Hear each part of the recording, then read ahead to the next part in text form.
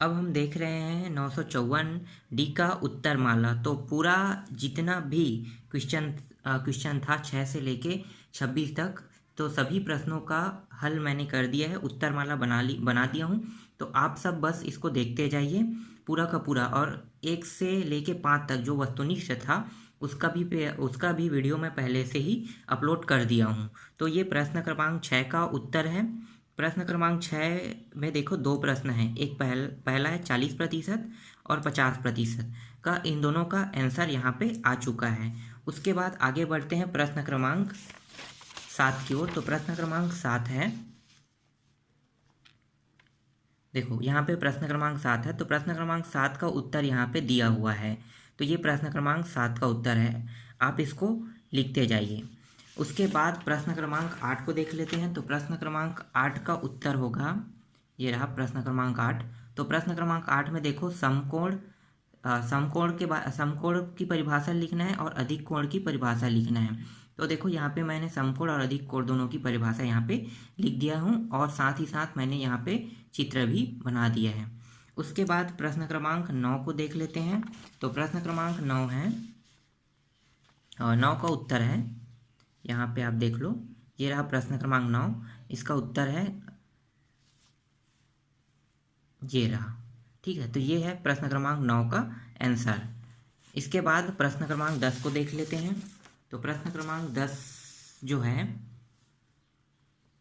वो ये वाला है, प्रश्न क्रमांक 10। तो प्रश्न क्रमांक 10 में आपको ये लिखना है। उसके बाद प्रश्न क्रमांक 11 की ओर बढ़ते हैं। तो प्रश्न क्रमांक 11 में आपको लिखना है,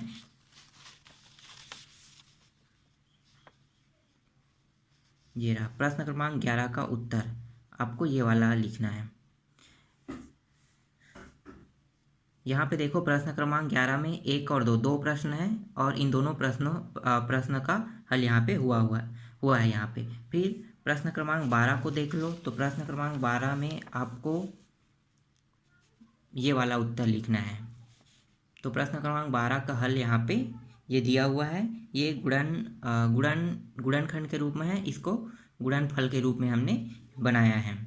उसके बाद प्रश्न क्रमांक 13 को देख लेते हैं। तो प्रश्न क्रमांक 13 है, ये रहा प्रश्न क्रमांक 13, देख लो। तो इस तरह से आपको हल करना है। फिर इसको धीरे धीरे मैं आगे बढ़ा रहा हूँ। प्रश्न क्रमांक 13, उसके बाद यहाँ तक, फिर थोड़ा सा और आगे बढ़ा रहा हूँ, और ये रहा इसका आंसर। तो x बराबर 126 यहाँ पे आया है। उसके बाद प्रश्न क्रमांक 14 को देख लेते हैं। तो ये रहा प्रश्न क्रमांक 14। तो प्रश्न क्रमांक 14 को आपको इस तरह से बनाना है, और इसमें थोड़ा सा और है, आगे और बढ़ाते हैं। तो प्रश्न क्रमांक 14 का जो लास्ट थोड़ा सा बचा हुआ था, ये रहा।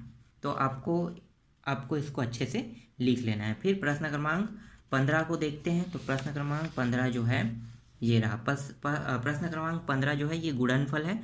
गुणनफल को हमने गुणनखंड यहाँ पे किया है। तो प्रश्न क्रमांक 15 भी हो गया, इसका आंसर ये रहा। फिर प्रश्न क्रमांक 16 को देख लो।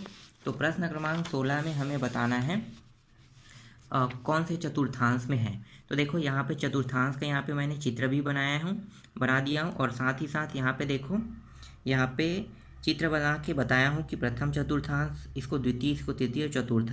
तो जैसे ये दोनों प्लस प्लस में है, तो प्रथम ये माइनस प्लस हो गया तो द्वितीय, और माइनस माइनस हो गया तो तृतीय, और प्लस और माइनस हो गया तो चतुर्थांश होता है। तो इसी को हमने यहाँ पे लिखा है।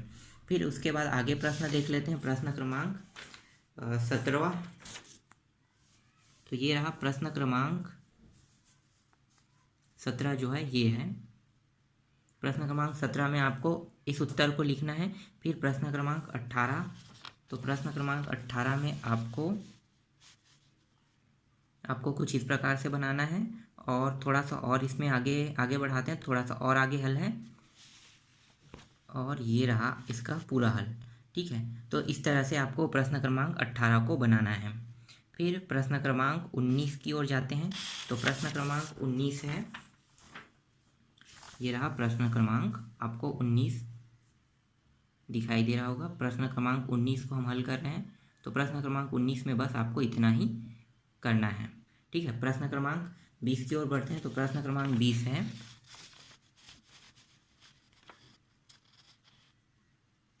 ये रहा प्रश्न क्रमांक 20।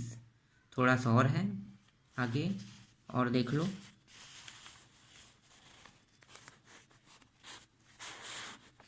तो ये रहा प्रश्न क्रमांक 20 का हल, पूरा हल हो गया। तो इस तरह से आपको बनाना है। फिर प्रश्न क्रमांक 21 को देखते हैं। ये प्रश्न क्रमांक 21 का हल है। बस आपको प्रश्न क्रमांक 21 में बस इतना ही करना है। फिर प्रश्न क्रमांक 22, यहाँ पे हो सकता है मैं भूल गया हूँ एक आध दो में कुछ में अथवा लिखना, तो अगर अथवा से क्वेश्चन होगा तो आप लोग वहाँ पे प्रश्न को देख के अथवा लिख लेना। ठीक है, तो ये प्रश्न क्रमांक 22 का आंसर है। फिर प्रश्न क्रमांक 23 को देख लेते हैं। तो प्रश्न क्रमांक 23 का आंसर ये रहा। फिर प्रश्न क्रमांक 24 भी है यहाँ पे। तो देखो प्रश्न क्रमांक 24 का आंसर ये आएगा, ये प्रश्न क्रमांक 24 है। फिर प्रश्न क्रमांक 24 के बाद हम आते हैं प्रश्न क्रमांक 25 की ओर। तो ये रहा प्रश्न क्रमांक 25। ठीक है, यहाँ तक हो गया प्रश्न क्रमांक 25 में। थोड़ा सा और आगे बढ़ा लेते हैं।